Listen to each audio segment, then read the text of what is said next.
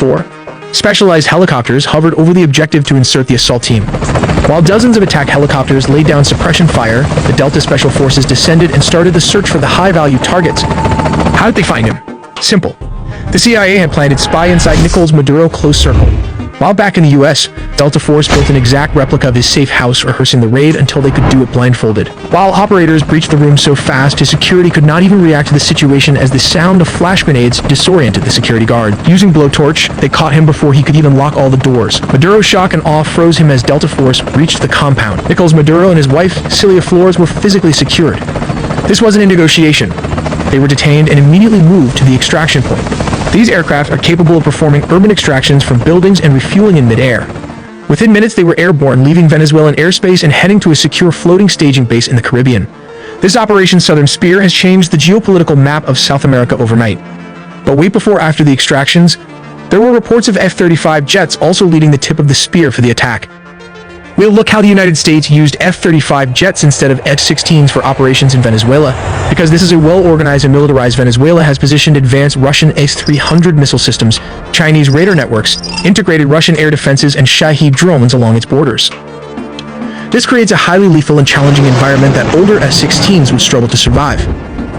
As stated, around 150 aircrafts and a massive 8 U.S. destroyers were stationed there. It also has 3 amphibious aircraft carrier and surveillance plane to turn it into a massive command and control juggernaut capable of overcoming a modern military's air defenses.